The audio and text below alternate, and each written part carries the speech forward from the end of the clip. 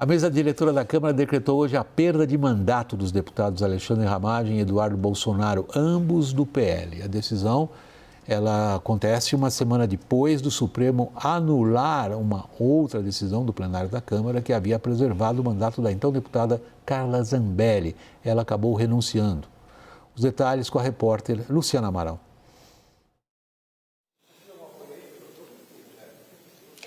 Oi, William. Muito boa noite a você e a todos que estão aqui na nossa companhia. Excelente quinta-feira. Olha, William, tanto o Eduardo Bolsonaro quanto o Alexandre Ramagem foram, então, declarados sem mandato hoje pelo mesmo motivo, faltas, só que em circunstâncias diferentes. Isso porque o Eduardo Bolsonaro, ele acabou já ultrapassando o limite de faltas que ele poderia ter aqui na Câmara dos Deputados. Ao todo, ele acabou faltando já a cerca de 60 sessões deliberativas por estar morando nos Estados Unidos desde o início do ano. Já o Alexandre Ramagem, ele perdeu também o mandato, mas por conta das faltas futuras que foram então presumidas pela mesa diretora da Câmara. É o que consta na decisão que foi publicada no Diário Oficial da Casa na tarde de hoje. Ele, lembrando, está foragido nos Estados Unidos e já foi condenado com trânsito em julgado pela trama golpista há mais de 16 anos pelo Supremo Tribunal Federal. E olha, inicialmente o presidente da Câmara, Hugo Motta, pretendia levar o caso do Ramagem também ao plenário aqui da Casa. Era a ideia dele, assim como ele fez com o caso da Carla Zambelli. Mas, justamente, diante de toda a crise que aconteceu com o Supremo, diante da Carla Zambelli, do caso dela, de todo o imbróglio jurídico e também da pressão dos governistas, dizendo que ao segurar essa questão, Motta estaria incorrendo num crime de responsabilidade, o presidente ele acabou resolvendo tomar essa decisão por meio da mesa diretora.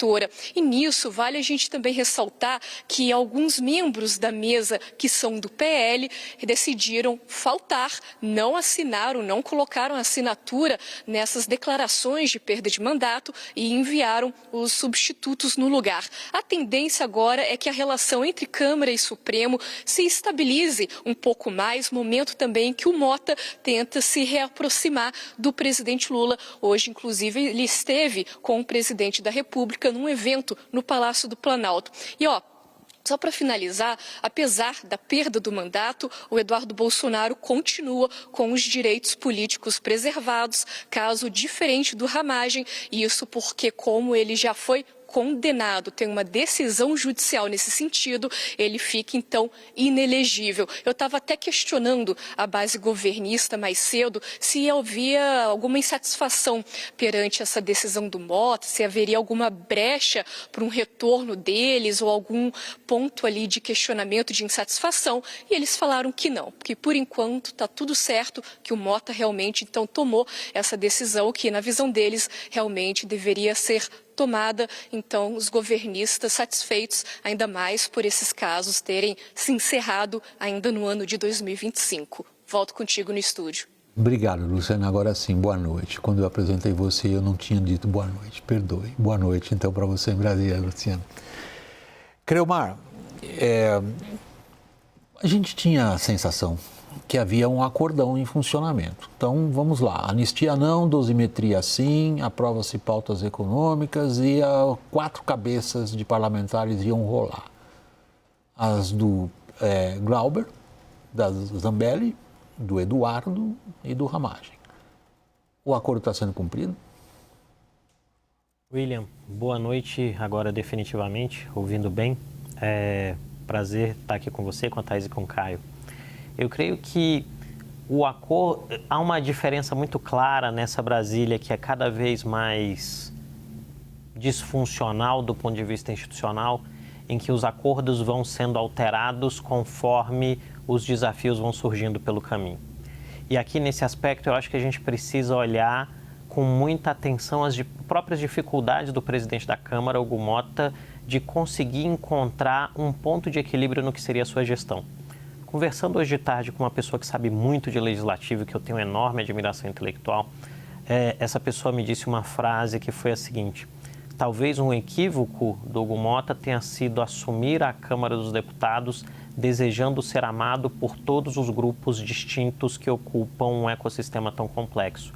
E passados alguns meses desse processo, está claro que decisões difíceis devem ser tomadas e que equívocos estratégicos cobram um preço muito alto. Nesse sentido, se a gente vai olhar esse acordo que havia teoricamente sido desenhado, ele tem elementos que envolvem a não compreensão de um cenário ou uma resposta equivocada a um desafio, como, por exemplo, em tudo que envolveu a retirada do deputado Glauber da mesa diretora da Câmara, que fazem com que, em determinado sentido, o Hugo Mota tenha que fazer uma correção de rota. Então, é uma presidência que há algumas semanas havia dito que estava rompida com a oposição e com a base do governo e fechada sobre um núcleo de 270 deputados e que, passado uma semana, opta por fazer uma cassação administrativa de 2 parlamentares, tenta uma reaproximação com o governo federal, tudo isso em uma conjuntura em que, não só para ele, mas para todos os outros atores eleitos, o que importa é o mês de outubro do ano que vem. Então, me parece que o dilema dos acordos é o constrangimento criado pela própria realidade. Constrangimento criado pela própria realidade. Chama-se, em outras palavras, tropeçar nos fatos. No caso, o Hugo Mota passou um inferno astral tremendo depois de tudo aquilo. Ele saiu do inferno astral, agora subiu para o paraíso? Não, William. A não ser que alguém, um Palácio Planalto aí, no caso, seria o paraíso. Não, o problema do Hugo Mota é que ele é muito fluido nos acordos e nas intenções. E uma semana ele quer acenar para um lado, na outra semana ele quer acenar para o outro lado. E não tem uma constância ali na condução. O que ele fez hoje, na minha leitura, foi acenar para o Palácio do Planalto, ao caçar o Eduardo. E o Eduardo, pela legislação, poderia ser cassado pela mesa, de fato. E acenar principalmente ao Supremo Tribunal Federal no caso do Ramagem, porque a bronca do Supremo Tribunal Federal era com a possibilidade do Hugo Mota levar a plenário e aconteceu o caso do Ramagem. Por causa da Zambelli, né? Agora, como que em uma semana ele pauta a Zambelli no plenário, pelo mesmo motivo, uma condenação em segunda instância pelo Supremo Tribunal Federal, e na semana seguinte ele não pauta o Eduardo Ramagem. O Alexandre Ramagem, perdão. Assim, o que justifica? O que teve aí no meio?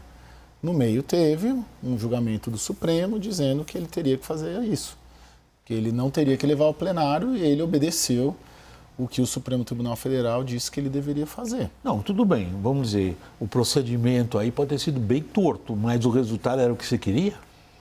Dentro do tal do acordo? Não acredito que o resultado era o que queria, porque agora ele pega e se indispõe com a direita, né? Com os bolsonaristas, a despeito dele ter entregue também para a direita o PL da dosimetria. Então fica muita ponta solta que ele tenta resolver e agradar a todos, mas acaba não agradando ninguém. William, acho que aí tem um ponto interessante que é sobre a maturidade, né? Ou a falta dela, do Hugo Mota com tão pouca idade. Para você ser esse político que você mantém a boa relação e consegue atender a todos os grupos, nós já tivemos vários no Brasil assim, tem que ter muita maturidade, muita experiência e precisa ter um dom político que o Hugo Mota até agora mostrou que não tem, pelo contrário. Tanto que o mercado diria que ele está vivendo em excesso de volatilidade, porque a gente não consegue saber um dia para o outro se ele vai se manter essa decisão. Um dia bota a Carla Zambelli para votar no plenário, e outro toma do Ramagem. Deixa os bolsonaristas ocuparem o plenário por 2 dias, o deputado bota o pé na frente dele, ele não faz nada. Vai lá um deputado do PSOL e é arrancado pela coisa. Então, você vê que ele claramente ele não tem livro-texto, ele não tem referência e ele não tem maturidade política. Eu não sei o quanto isso vai se manter no ano que vem, porque não tem mais pauta. Qual pauta vai ter para aprovar ano que vem? Qual grande política vai ter para aprovar ano que vem? Então, a minha pergunta é, que aí eu deixo na mesa aqui para o Criomar, enfim... se ele não for mais necessário... Ele, o presidente da Câmara. Né? O presidente da Câmara, se ele não for mais necessário, porque ele deixou acontecer tudo que a gente viu, especialmente nesses últimos meses, como é que vai ser? Quem é que vai fazer costura política na Câmara dos Deputados? Cleomar, na sua intervenção até aqui, você fez uma citação que me remeteu imediatamente aos grandes clássicos da ciência política que você, como cientista político, eu sei, conhece muito bem. Quando você disse, o presidente da Câmara, ele gostaria de ser amado por todos. E o clássico dos clássicos, dos clássicos dos clássicos da ciência política, Maquiavel, diz, é melhor ser temido do que amado. E se você não tiver virtude, habilidade, pelo menos tenha fortuna. Fortuna no sentido italiano da palavra, não no sentido que normalmente se aplica em Brasília. Parece que ele não tem nem virtude nem fortuna. Uau, William, eu acho que é uma excelente comparação. E aqui eu queria me aproveitar e vou me apropriar tanto da fala do Caio quanto da fala da Thaís, porque eu acho que foram muito felizes e elegantes. Na fala do Caio, quando ele diz talvez um dos problemas do Hugo Mota seja uma fluidez, que em determinado sentido me parece ser uma alegoria muito elegante para dizer que ele não encontrou o jeito de fazer a coisa. E isso me parece que se encaixa naquilo que a Thaís trouxe com o elemento senioridade, né? O que se fala muito aqui, a falta de cabelo branco, por assim dizer, que em algum sentido dá ao ator a capacidade de entender o que está acontecendo, buscar na própria memória e, a partir dessa memória buscada, ter uma solução que não seja mais intempestiva para crises. Eu creio que o Hugo Mota se coloca como um presidente muito jovem, em uma Câmara dos Deputados muito volátil, em um ambiente político de muita conflagração, em que muitos dos seus pares acreditam na ideia de que ter poder é basicamente confrontar e criar barulho o tempo todo, e ele não conseguiu encontrar nem um ritmo, nem uma abordagem. E isso efetivamente tem cobrado um preço para ele. E aí me leva a um outro elemento do ponto de vista de história política recente, quer dizer, quando presidentes da Câmara dos Deputados, em determinado sentido, não são mais vistos como entes confiáveis pelos seus pares, e aqui confiabilidade não tem a ver com entrega de política pública, mas tem a ver, sobretudo, com a proteção da própria corporação, o destino deles acaba sendo um tanto quanto complexo. Eu creio que o caso histórico mais eficaz disso é o que aconteceu com Severino Cavalcante. Eleito pelo baixo clero, uma presidência muito acidentada e, em algum momento, aqueles que o elegem o descartam. No horizonte, quando a gente olha para a política dentro da Câmara dos Deputados, há alguns ruídos que consideram Hugo Mota um ator descartável dentro dessa equação e, em algum sentido, com outros atores já interessados em assumir sua posição, se não no ano que vem, logo no início da legislatura seguinte, em 2027. Não, tá, eu acompanho o teu raciocínio, Cleomar, e também o da Thaís e o do Caio, só pondero o seguinte, a gente está fulanizando a beça em cima da figura desse personagem político, do Hugo Mota, com as características que vocês descreveram, basicamente imaturidade política. Agora, fazendo aqui um chamado a uma reflexão tua, Caio, não seria o Hugo Mota, na verdade, não um causador, mas um sintoma de um tipo de teia política em Brasília que perdeu por falta de lideranças, perdeu por falta de partidos confiáveis, perdeu pela própria mediocridade hoje que a gente verifica em boa parte do legislativo, aquilo que antes a gente detectava, nós os veteranos na cobertura disso. Algumas cabeças que sabiam orientar o jogo, algumas cabeças que diziam, peraí, vamos mais por aqui, isso foi se esvaindo. E aí sobrou ele. Em parte eu acho que sim, William, sem dúvida. Isso é resultado de um processo político desgastado e que perdeu credibilidade e força. Mas se a gente considerar que os 3 últimos presidentes da Câmara foram primeiros ministros, foram fortes, lideraram a agenda, poderosos. Se a gente considerar que a gente tem um presidente da República que tem 80 anos, está no seu 3º mandato, pode chegar no 4º mandato, eleger os sucessores, não tem bobo ali. Se a gente considerar que o decano do Supremo Tribunal Federal é um sujeito experiente, que é o Gilmar Mendes, se você olha assim, você tem gente, sem entrar no mérito das decisões, da linha política e da ideologia, que são graúdos e experientes na política. Né? Agora, o Hugo Mota... foram eles, como você disse, que não são bobos, que colocaram ali alguém, eu não vou dizer, alguém que não está à altura do que aqueles que não são bobos acham que é necessário. Sim, erraram, né, William?